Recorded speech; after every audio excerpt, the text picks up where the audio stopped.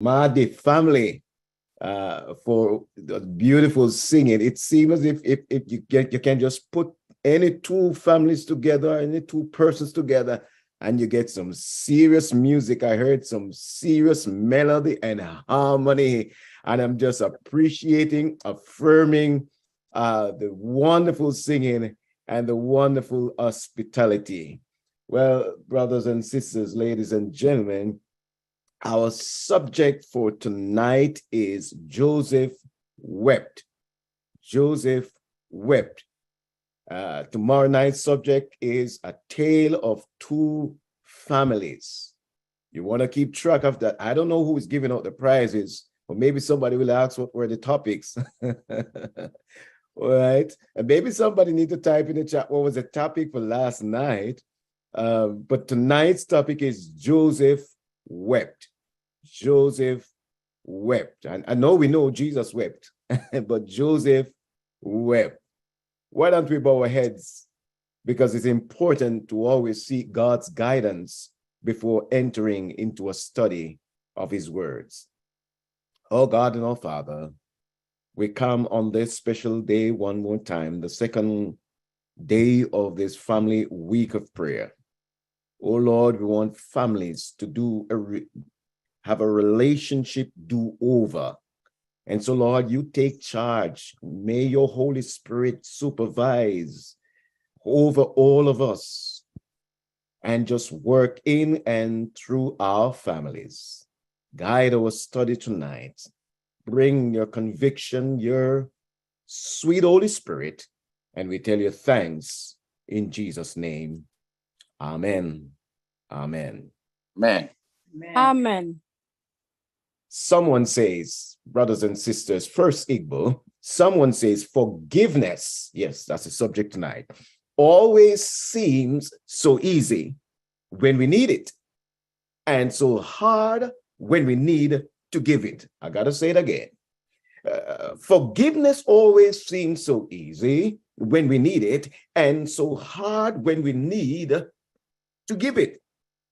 It is the people that are very close to us, speak the truth. It is the people that are very close to us, those we love, that we often find difficult to forgive. It is often the wound sustained within the context of love that tends to run very deep and thus makes forgiveness very difficult.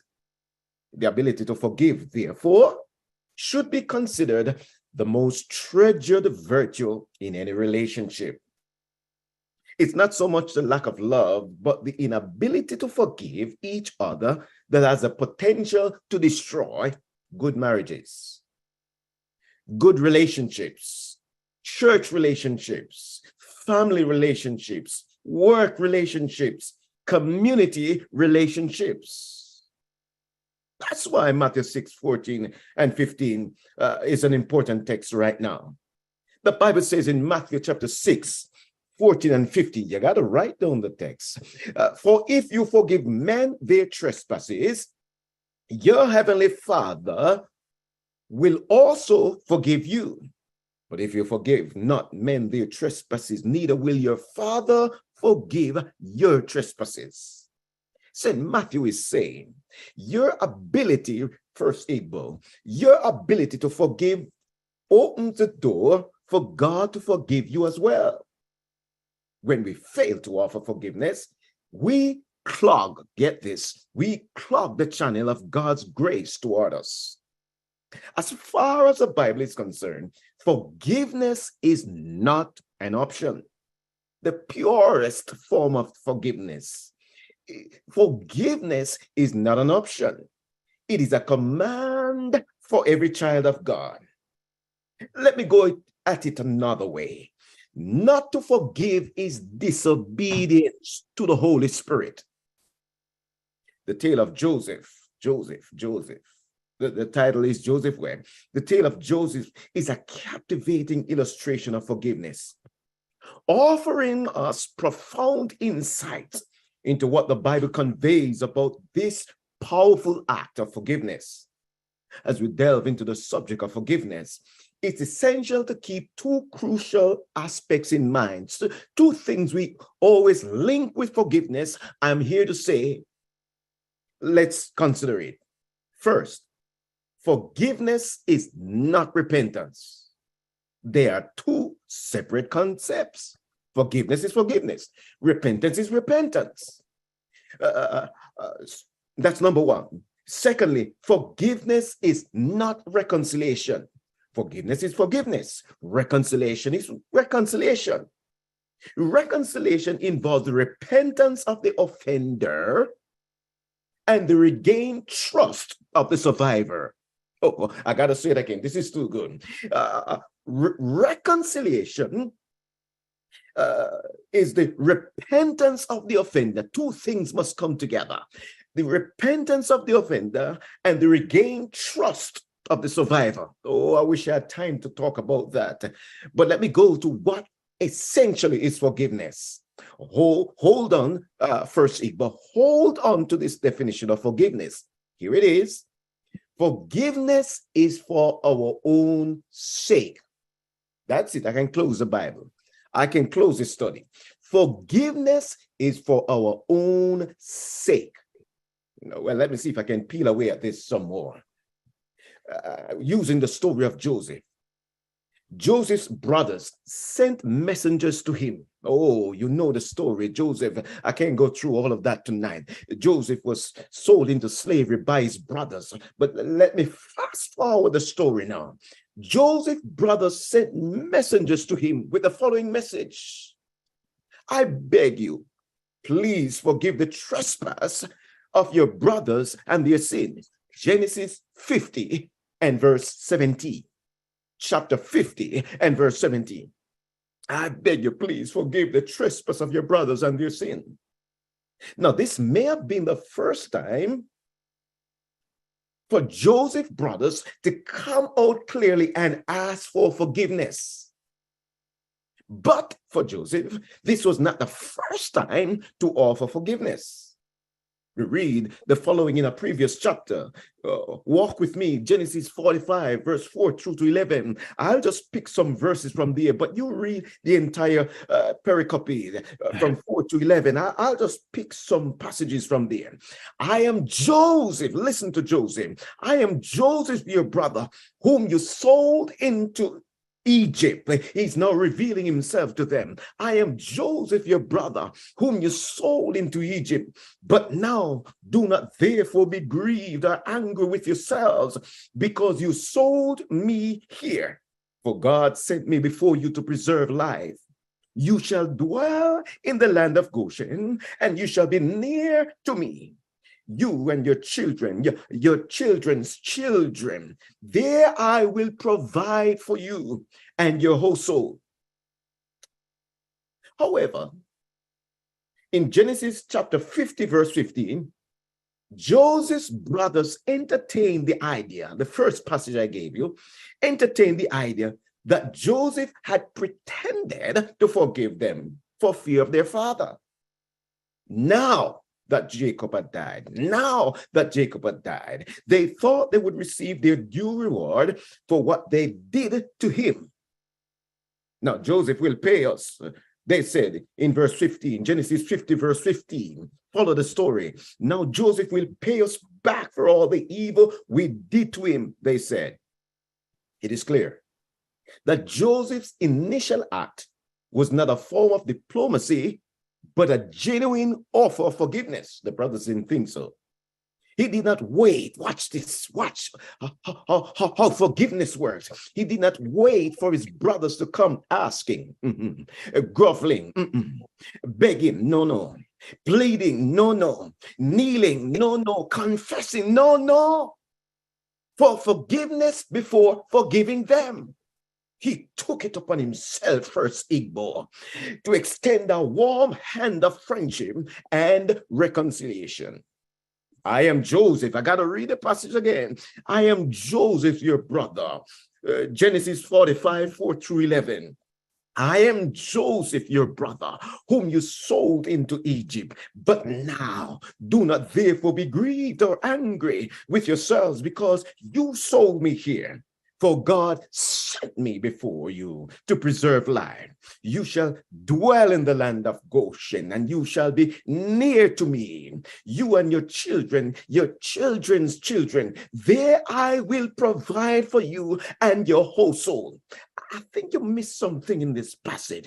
Joseph went to them, offered them the best piece of land in all of Egypt. Listen, Egypt was a superpower of today. Egypt is the United States of America of today. And he offered them the best piece of land to live on for the rest of their lives. Now, if this isn't forgiveness, I don't know what else is. But it was primarily for his own sake. I mean, Joseph, it was primarily for his own sake that Joseph forgave his brothers. I got to say it again. It was primarily for his own sake that Joseph forgave his brothers. His act was not prompted by an act of confession and a plea for forgiveness. He simply offered forgiveness. Watch the process with Joseph. I said, watch the process with Joseph. I'm going back to chapter 42. I'm reading verse 23 to 24.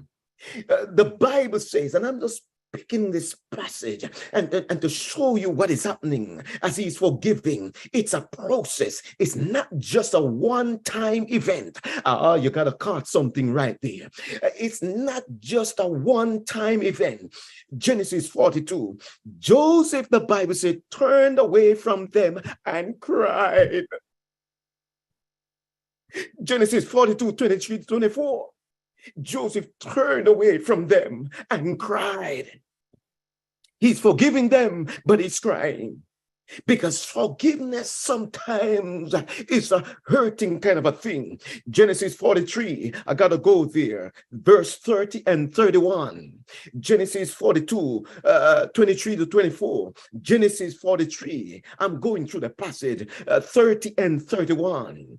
Deeply moved on seeing his brother and about to burst into tears, the Bible says, Joseph hurried out into another room and had a good cry. Then he washed his face, got a grip of himself and said, let's eat. He's forgiving, but he's hurting.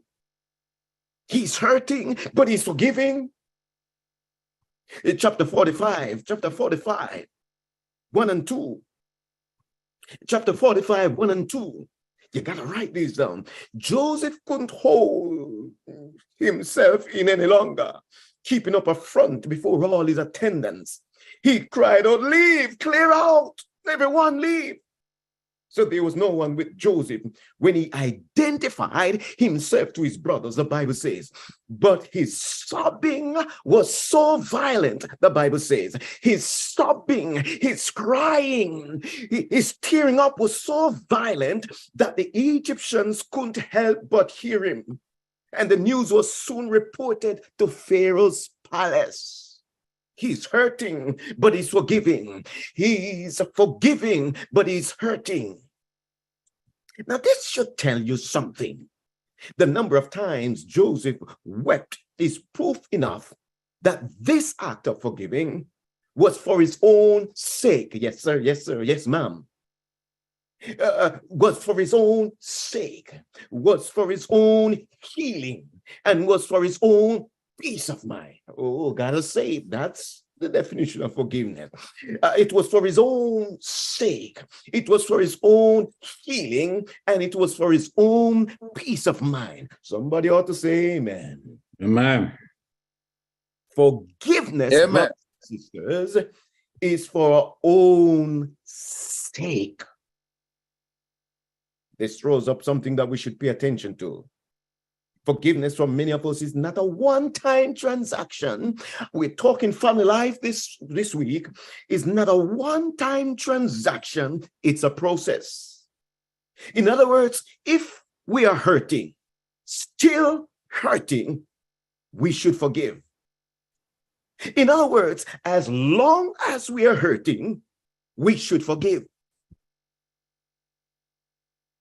Jesus deposits this wonderful truth into Peter's heart. You can find that passage, that account in St. Matthew chapter 18, 21 to 22. Then came Peter to him and said, Lord, how oft shall my brother sin against me, and I forgive him? Till 7 times? Jesus said unto him, I will not say unto thee until 7 times, but until 70 times 7. You see, Peter knows, first Igbo, Peter knows that forgiveness is a command from God. He says you must forgive. So he does not ask Jesus whether he should forgive, but how many times he should do so. I gotta say it again. This is good. I said he does not ask Jesus. Since Peter knows that forgiveness is a command from God, it's not an optional thing. Repentance is an optional thing on the part of the offender. Reconciliation is an optional thing on the part of the offender and on the part of the survivor regaining trust. So since Peter knows that it's a command from God, he does not ask whether he should forgive, but how many times he should do so. The response from Christ was rather alarming to Peter, who had even stretched it to 7 times. Because in the Jewish setup, 3 times was enough. So Peter stretched it to 7 times, and he thought he was being very magnanimous. He thought he was being very generous when he stretched it to 7 times, and Jesus would blow his mind this evening and blow our minds this evening. Jesus' response is that we should forgive countless times. You know, that was just a code or a proverb. Where I come from, they say things in riddles, and I'm sure that in your culture you say things in riddles. So when Jesus says 70 times 7, he wasn't only saying it was 490 times. It was a code, it was a riddle, it was a proverb, so saying we should forgive countless times, infinitely. Forgive and forgive and forgive and forgive and forgive. You get the point. Forgive and forgive and forgive your husband or ex-husband. Forgive and forgive and forgive your son. Forgive and forgive and forgive your wife or ex-wife.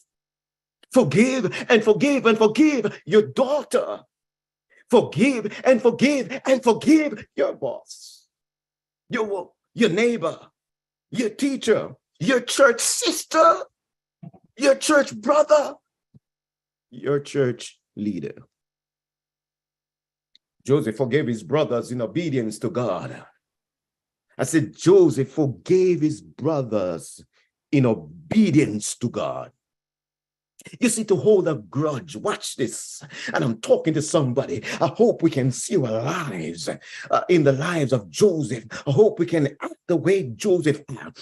To hold a grudge against his brothers when God had done so much for him would be a sign of ungratefulness to God. Remember now that God has lifted him up.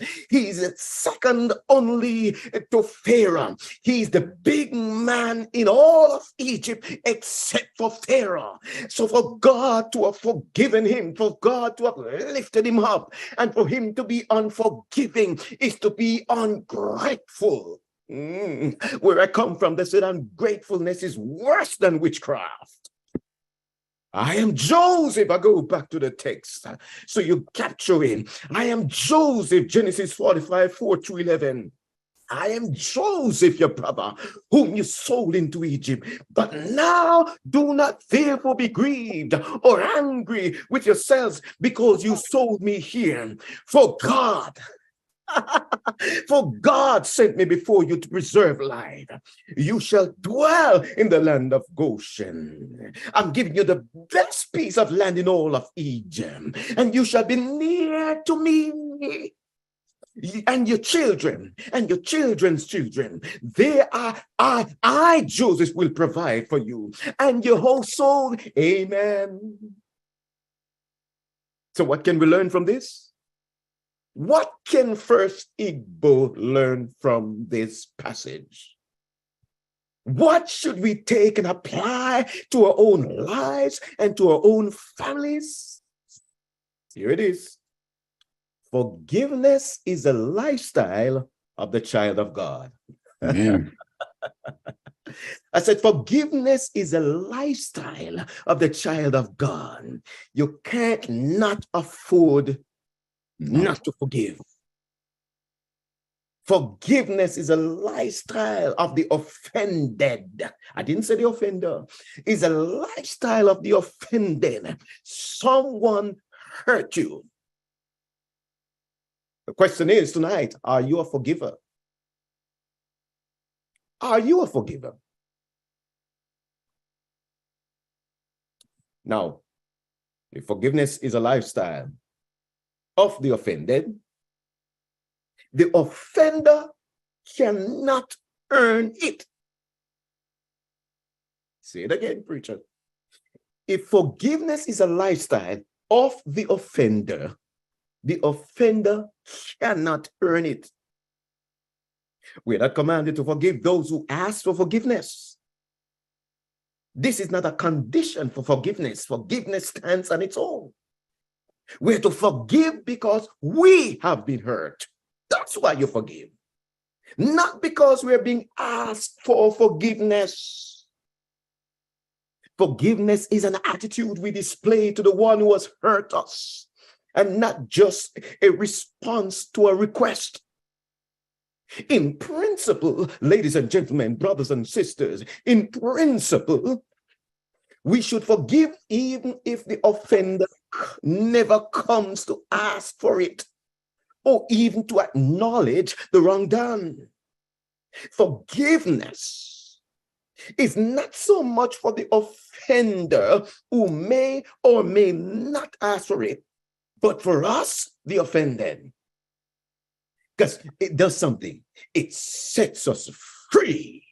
Somebody had to type free. It sets us free and prevents us from the second hurt, which is bitterness. An unforgiving heart is a bitter heart. I said an unforgiving heart is a bitter heart. I know this is a tough subject because we struggle with it. When we forgive, we choose not to be bitter. For bitterness is a self-inflicted pain. It's like you're turning the gun and shooting your own foot. It's a poison we drink, hoping others would die. You see, forgiveness contains and limits the pain, thus preventing it from spreading like cancerous cells that will destroy the whole body. It is good for those who have done wrong to ask for forgiveness. The word used for this in the Bible is confession. That's different from forgiveness.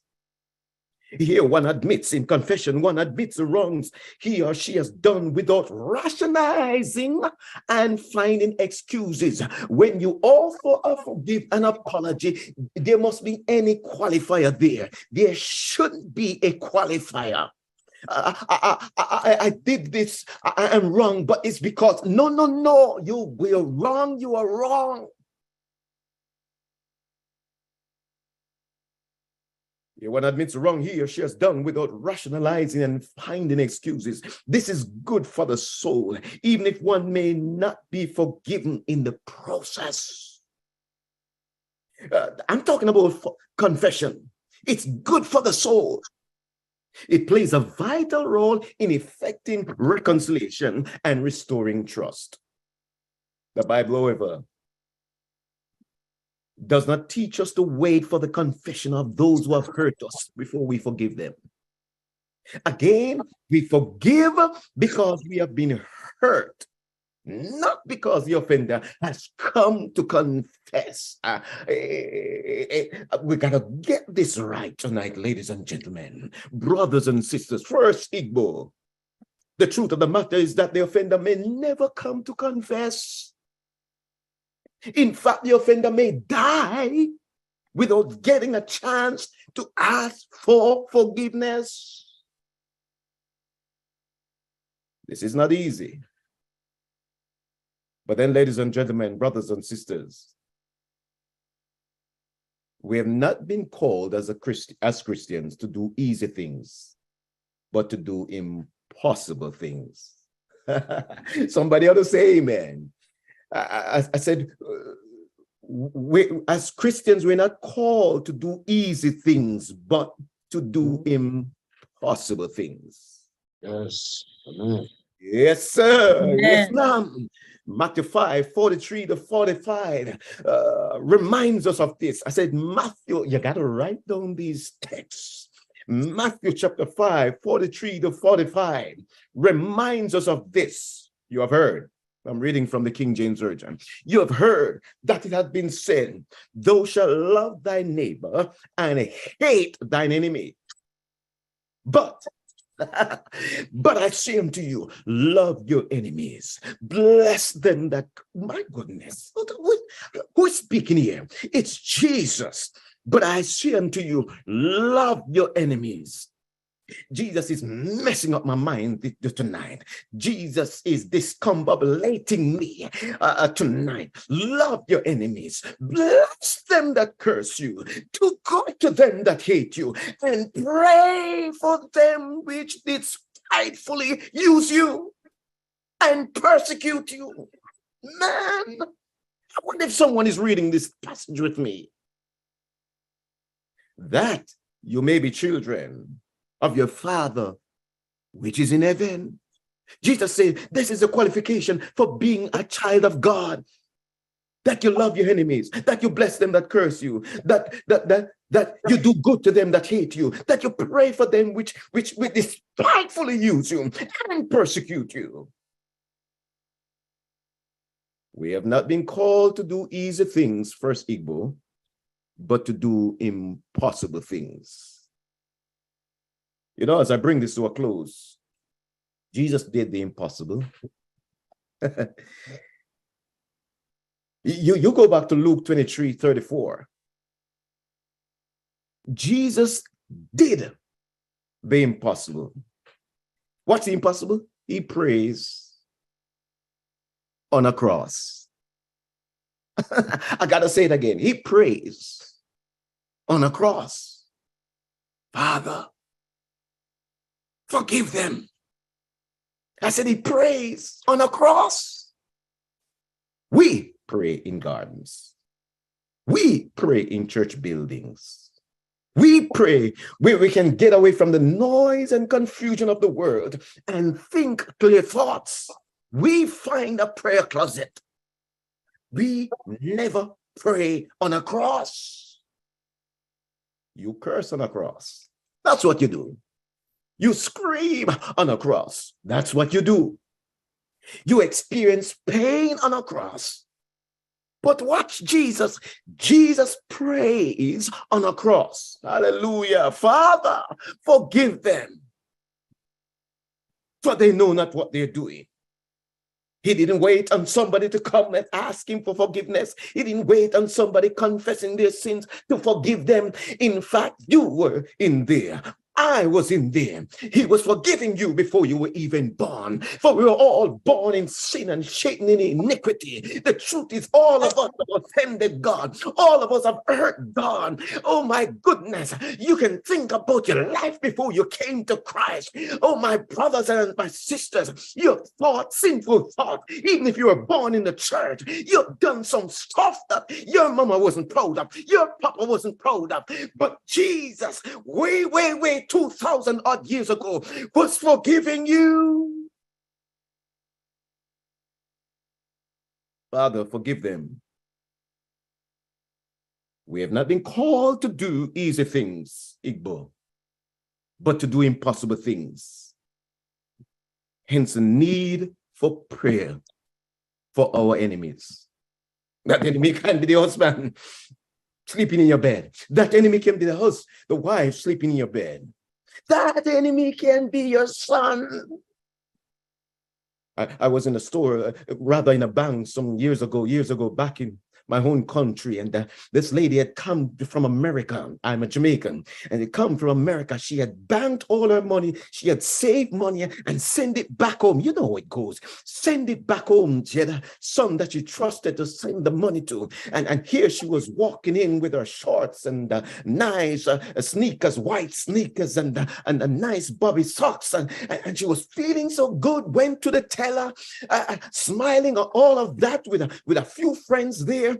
And then when I looked around, I heard a wailing, a guttural wailing. She fell to her knees. She was crying her heart out. You know what had happened? Her son had drawn out every single cent. Sometimes you gotta forgive the boy. Sometimes you gotta forgive the girl. On this line, I may need to tell someone to fight for their marriage. I may need to tell someone to forgive a husband. I may need to tell someone to forgive a wife. I may need to tell someone to forgive a church sister or a church brother. I'm not talking about reconciliation, because that's a whole different stuff. I don't have the time tonight. I'm talking about forgiveness. We forgive because we need to hurt. We need to heal. We need to forgive because we need our own peace of mind. We need to forgive because we need to extricate, remove from us all this bitterness and to live in freedom. It frees us up when we forgive. We forgive because we can do all things through him who strengthens us. Don't think for a moment, says the songwriter, I never felt the pain. You can't imagine the hurt and the shame. They put the nails through my hands, pierced my side. Please understand, it wasn't easy, but it was worth it. It wasn't easy, says C.C. Winans. It wasn't easy. It wasn't easy, but it was worth it. It wasn't easy. It wasn't easy. It wasn't easy, but it was worth it. He forgave on a cross. You, and me. Oh God, no Father, I'm so impressed right now to pray a prayer of forgiveness. Oh God, we ask that you forgive us. And then in turn, Lord, help us to forgive someone else. That's someone in our spirit. That's someone in our space. That's someone who has hurt us. Lord, we're not talking about reconciliation. We're not talking about confession. We're talking about our own, for our own sake, for our own peace, for our own healing, for our own liberation, for our own freedom, for our own liberty. Oh God, help us to forgive. Bless each person on this line. Because the truth is, all of us struggle with it. Struggle with this issue of forgiveness. Thank you, Lord, that you have placed a text in the word that says, as long as I'm hurting. And so today, if I get up and I feel that the person still hurts me, I can offer that forgiveness again. 70 times 7. If I go to church on Sabbath and I see that sister who has done something that has hurt me, oh God, may I pray that prayer of forgiveness. Thank you, Lord. We place everything in your hands now, in your son's name, in the forgiving name of your son, Jesus. Amen and amen. Let everyone say amen. Amen. Let the people of God